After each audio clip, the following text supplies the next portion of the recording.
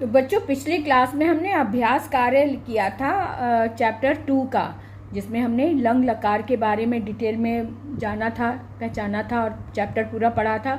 अब ये अभ्यास कार्य शुरू किया था, तो पिछली क्लास में हमने आधा किया था, यहाँ तक किया था प्रश्न 2 तक, है ना।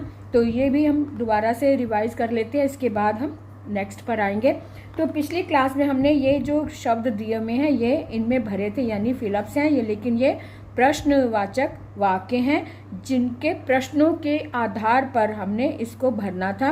तो मैंने आपको बताया था कि जिस भी विभक्ति का जो शब्द होता है, जो प्रश्नवाचक जो शब्द है, जिस विभक्ति का है और जिस वचन का है, उसी विभक्ति और उसी वचन का शब्द इसमें से हमने लेना होता है और वो आपका आंसर सही हो जाता है। जैसे यहाँ पे कस्य लिखा हुआ है, कस्य से पता चल रहा है कि ये षष्ठी विभक्ति है, षष्ठी विभक्ति साथ में एक वचन है। तो इन शब्दों में हम देख लेते हैं केकम। अब यहाँ पे देखो अकुलस्य लिखा है, यहाँ पे स्य भी लिखा है, यहाँ भी स्य, यानी कि ये षष्ठी विभक्ति एक वचन है, ये भी षष्ठी विभक्ति एक वचन है। तो इसका मतलब है कि ये शब्द यहाँ पर सही आएगा।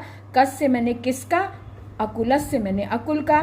तो अकुल का जन्मदिन था, तो यहाँ पे अकुलस्य कस्य के स्थान पर अकुलस्य हमने लगा दिया। उसके बाद देखो जन्म दिवसे के आगच्छत, जन्म दिवस पर कौन आया, कौन कौन आया, यहाँ पर बहुवचन का प्रयोग हुआ है और साथ में ये लंग लकार के रूप तो है ही, क्योंकि चैप्टर ही लंग लकार का है। तो जन्मदिन पर कौन कौन आया, के में बहुवचन लगा है, तो इसका मतलब यहाँ पर भी हम बहुवचन का ही लेंगे शब्द कि यह केकम एक वचन है, अकुलस्य ये भी एक वचन है, गीतम भी एक वचन है, अकुलाय भी एक वचन है चतुर्थी विभक्ति का, और यहाँ पे मित्राणी जो है ये बहुवचन का है।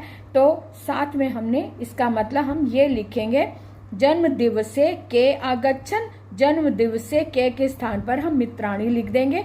तो हमने यहाँ मित्राणी लिख दिया है ना। उसके बाद देखिए मित्राणी स्मयी उपहारम आनयत।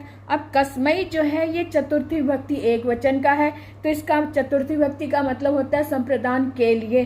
तो जिसमें के लिए शब्द आ रहा हो अनुवाद करने पर, वो वाला शब्द हमने लगाना है। तो यानी मित्र किसके लिए उपहार लाए, तो अकुल के लिए लाए थे, तो यहाँ पर अकुलाय होना चाहिए। केकम अकुलस्य गीतम अकुलाय, अकुलाय चतुर्थी विभक्ति एक वचन है, इसलिए हम यहाँ पर कस्मई के स्थान पर अकुलाय लगा देंगे। तो हमने अकुलाय लगा दिया।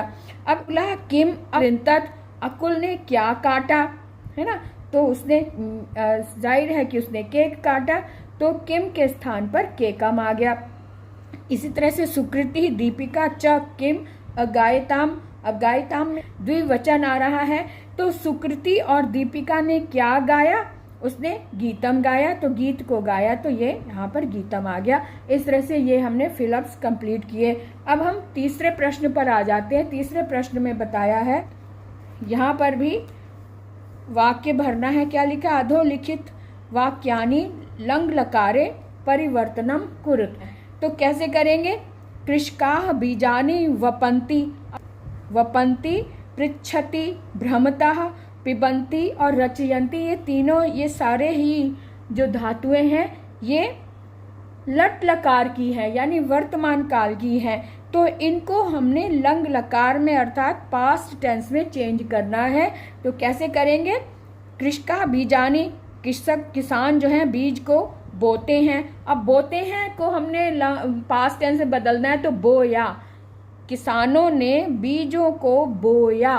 तो बोया जो है पास्ट टेंस का बन गया, लेकिन लंग लकार में क्या होगा, उसमें हमने पढ़ा था तो अवपन होता है। हमने पढ़ा था कि प्रथमा विभक्ति में बहुवचन में रूप में शुरू में तो अ लगता है और अंत में अन लग जाता है, तो उसके अनुसार ही हम यहाँ पर लगाएंगे कृषकाः बीजानि, अवपन आ जाएगा यहाँ पर, और बाकी शब्द आप खुद भर लेना।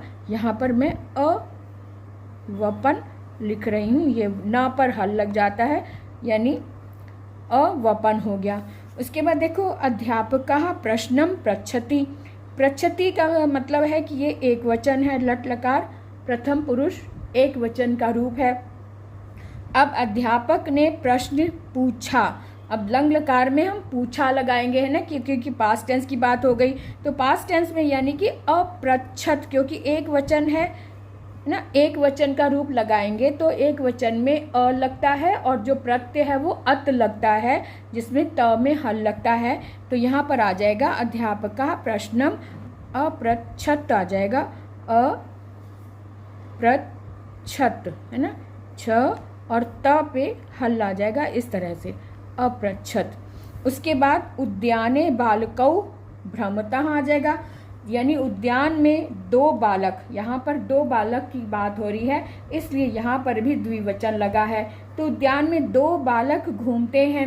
अब ये तो हो गया लट लकार का द्विवचन में, इसको हमने लंग लकार द्विवचन में बदलना है। तो क्या लिखेंगे, उद्याने बालकौ अभ्रमताम आ जाएगा, है ना, उसमें लिखा था ना, देखा था हमने, ताम लग जाता है, प्रत्यय लगाएंगे तो अभ्रमताम आ जाएगा। ठीक है, अब अभ्रमताम हो गया। उसके बाद शिशुवः दुग्धम पिबन्ति, अब यहाँ पे बहुवचन है, शिशु दूध पीते हैं, है ना, बहुवचन है तो इसका मतलब लंग लकार के भी रूप में हम बहुवचन ही लगाएंगे। और हमने सीखा था कि जब बहुवचन का रूप होता है प्रथम पुरुष के बहुवचन में अ तो लगता ही है, अ उपसर्ग लग गया और लास्ट में अन लग जाता है, इसलिए हम अपिबन लगा देंगे। यहाँ पर हम लिख देंगे अपिबन, है ना, अच्छा अपिबन हो गया, यहाँ हमने अपिबन लगा दिया। यहाँ पे चित्रकारा चित्राणी रचयन्ति, तो चित्रकार यहाँ पे बहुवचन है और यहाँ भी बहुवचन है, तो ये लट लकार का रूप है, इसको भी हम लंग लकार में बदलेंगे। चित्रकारों ने चित्रों को बनाया या रचना की, चित्रकारों ने चित्रों की रचना की, तो चित्रकारों ने चित्र बनाए, तो बनाए यानी पास्ट टेंस में आ जाएगा, अरचयन आ जाएगा। तो चित्रकारों ने चित्र को रचा तो अरचयन आ जाएगा यहाँ पर। ठीक है, इस तरह से हमने इसको पूरा किया। अब हम यहाँ आ जाते हैं चौथे प्रश्न पर। फोर्थ प्रश्न में दिया हुआ है धातु रूप पूरे कीजिए, यानी धातु रूपाणी पूर्यत, धातु रूप पूरे करने हैं। तो यहाँ पे धातु रूप तो हम बहुत अच्छे से कर सकते हैं, क्योंकि ये हमने पहले ही शुरू में ही सीखा था, चैप्टर के शुरुआत में यही बात तो सीखी थी कि इसके रूप कैसे बनते हैं। उसमें अ उपसर्ग तो लगता ही है, लास्ट में जो प्रत्यय लगता है वो हमने सीखा था, तो उसको ध्यान में रख कर हम इसको देखेंगे। स्था और प्रथम पुरुष में लगाना, स्था धातु है, स्था रूप जो है वो तिष्ठ की तरह चलते हैं, तो अतिष्ठत आ जाएगा यहाँ पर, अतिष्ठताम आ जाएगा, द्विवचन में ताम लग जाता है प्रत्यय, तो अतिष्ठताम और अतिष्ठन लिखा हुआ है। उसके बाद क्रीड धातु का लिखेंगे, अक्रीडत लिखा हुआ है और यहाँ पर आ जाएगा अक्रीडताम, क्योंकि द्विवचन में ताम लग जाता है, अक्रीडताम, और यहाँ पर और ये वजह है जैसे न लगा है ऐसे अक्रीडन आ जाएगा, न पर अन लग जाता है, अन पे हल लग जाता है, अक्रीडन हो जाएगा बहुवचन में। उसके बाद देखो अस, इन सभी में प्रथम पुरुष की ही बात हुई है, इसलिए यहाँ पे प्रथम पुरुष के सारे रूप लगेंगे, इस बात का ध्यान रखना। अस धातु है और प्रथम पुरुष में, वैसे तो लट लकार में अस्ति आता है, तो यहाँ पर आसीत आ जाएगा, यहाँ पर हम लिख देंगे आसीत, आस्ताम, और क्या हो जाएगा, आसन, न लगता है ना लास्ट में, तो आसन यहाँ पर हो जाएगा।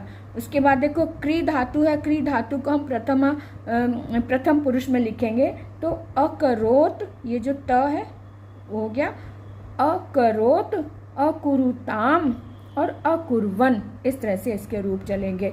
उसके बाद नम धातु देखें, नम धातु में अनमत, अत प्रत्यय लग गया, अनमताम और अनमन, इस तरह से इसको हमने फिल किया।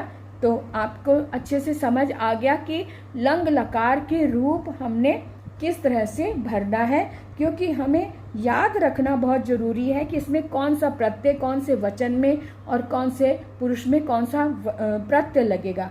ये हमारी बात क्लियर हो गई। अब हम आगे देखते हैं कि पांचवा प्रश्न क्या कहता है। पांचवें प्रश्न में बताया हुआ है कि कॉलम बनाए हुए, एक का स्तंभ है और एक खा है, तो इनको मैच करना है, इसके साथ कौन सा मैच होगा शब्द।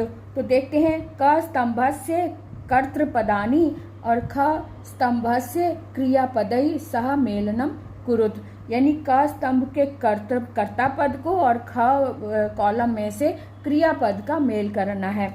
तो क में लिखा हुआ है गुरु, गुरु जो है वो प्रथमा विभक्ति एक वचन है, तो इसके साथ हमने देखना है कि गुरु जो है वो गुरु शिष्यों को पढ़ाते हैं, तो गुरु के साथ शिष्य वाले रूप होने चाहिए या पढ़ाने की बात होनी चाहिए। तो इसी को ध्यान में रखकर हम इसमें से देखेंगे।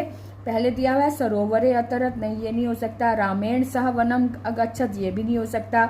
शिष्यान उपदेश, ये सही है, शिष्यों को उपदेश देते हैं। तो ये गुरु का जो मेल मैचिंग कॉलम है वो ये है, शिष्यान उपदिशत, ठीक है। तो ये इसको हम इसके साथ ऐसे मैच कर देंगे। शिशवः जो है ये बहुवचन है। शिशु जो है वो क्या करते हैं, या तो रो रहे होंगे या दूध पियेंगे, तो क्या हम देखेंगे, या कुछ खाना का सामान होगा। तो शिशु के साथ क्या हो सकता है इसमें, सरोवर अतरत, नहीं सरोवर में नहीं उतर सकते। रामेण के साथ वन में गई, नहीं ये भी नहीं हो सकता। शिष्यान ये हो गया। तो भोजनम अखादत ये होगा, क्योंकि ये बहुवचन है, यहाँ पे भी बहुवचन की बात हो रही है। तो शिशु भोजन, शिशुओं ने भोजन खाया। तो ये वाला हमारा तीसरा जो है, ये दूसरा है ना, ये इसके साथ मैच होगा। शिशवः भोजनम अखादत, है ना, ये हो गया।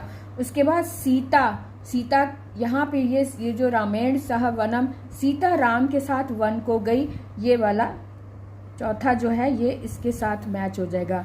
अब तीसरा रह गया सैनिकौ, सैनिक जो है वो देश की रक्षा करते हैं, किससे करते हैं, शत्रुओं से करते हैं। तो यहाँ देख ले सरोवर, ये नहीं होगा, ये शत्रुभ्य देशम अरक्षताम, तो शत्रुओं से देश की रक्षा करते हैं, इसलिए। के बाद मीना, मीना सरोवरे अतरत, मीना का मतलब होता है मछलियाँ। तो मछलियाँ जो है सरोवर यानी तालाब में उतरती हैं, तो मछलियाँ सरोवर में उतरी, यहाँ पे सप्तमी विभक्ति लगी ना, सरोवर में उतरी, ये पास्ट टेंस का हो गया, लंग लकार का, ठीक है। तो ये चीजें हो गई, इसको आप ध्यान से समझ लो। ये जो आपने निशान लगाए ना ये गलत है, इसको अच्छे से समझकर इसके साथ लिखो, ठीक है। ये हो गया। अब छठा पहले से लिख रखा हुआ है, इसको हम देख लेते हैं एक बार और। बूढ़ा आदमी धीरे चला, यानी अधोलिखित वाक्यानाम संस्कृत भाषायाम अनुवादम कुरुत, यानी नीचे लिखे हुए वाक्यों को संस्कृत में अनुवाद करना है। तो बूढ़ा आदमी धीरे चला, तो बूढ़ा आदमी धीरे चला, यहाँ पर भी ये लंग लकार के रूप होंगे। तो बूढ़ा व्यक्ति, वृद्धा नरः शनैः चलत होगा, अचलत, चलना होता है ना, धीरे चला। उसके बाद उन्होंने गीत गाया, तो ताह गीतम अगायन, ये ठीक है क्योंकि ये बहुवचन है और बहुवचन में अगायन आ गया और ताह हो गया, है ना। तो उसके बाद परिवार के लोग घूमने गए, तो परिवार के लोग, तो परिवारस्य सदस्य, परिवारस्य सदस्य भी आ सकता है या जना भी आ सकता है। तो यहाँ पे जना लिखा है, तो परिवारस्य जनाः भ्रमणाय, भ्रमणाय, और गए में लंग लकार लग जाएगा, अगच्छन, ना पर हल लगेगा, अगच्छन, ठीक है, इस तरह से। उसके बाद देखो निखिल तालाब में तैरा, निखिल सरोवरे, तालाब में है तो सप्तमी विभक्ति लगेगी, तो सरोवरे अतरत, अतरत बिल्कुल सही है, तो निखिलः सरोवरे अतरत तैरा हो गया। अब छात्रों ने प्रार्थना गीत गाए, तो छात्राः बहुवचन है, तो छात्राः प्रार्थना, प्रार्थना,